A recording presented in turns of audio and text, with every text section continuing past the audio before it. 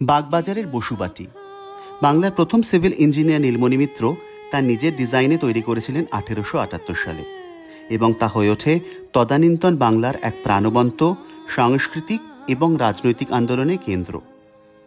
ব্যবসায় প্রতিপত্তি সম্পন্ন নন্দলাল বসু এই বাড়ি গড়ে তুলেছিলেন বাংলা ও ইসলামী স্থাপত্যের এক চমৎকার সংমিশ্রণে, যার অতুলনীয় ভাস্কর্যের নিদর্শন আজও দেখতে পাওয়া যায়।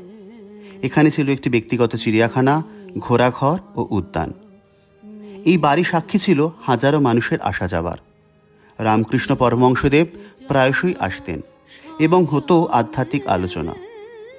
1905 সালে কবিগুরু রবীন্দ্রনাথ ঠাকুরের নেতৃত্বে বঙ্গভঙ্গের প্রতিবাদে ও হিন্দু মুসলমানের সম্প্রীতির জন্য এখানেই হয় সেই ঐতিহাসিক রাখিবন্ধন অনুষ্ঠান। ভারতের স্বাধীনতা আন্দোলনের ইতিহাসে এই বাড়ির ছিল এক গুরুত্বপূর্ণ ভূমিকা। সুরেন্দ্রনাথ বন্দ্যোপাধ্যায় সহ অন্যান্য জাতীয়তাবাদী নেতাদের ডাকা সভা সমিতি ও আলোচনাও হতো এখানে। আরও কতই না জানা ইতিহাসের সাক্ষী বসুবাটি আজও বাংলার সমৃদ্ধ সাংস্কৃতিক ও বিপ্লবী আন্দোলনের ঐতিহ্যের প্রতীক হিসেবে নিঃশব্দে নিভৃতে দাঁড়িয়ে আছে।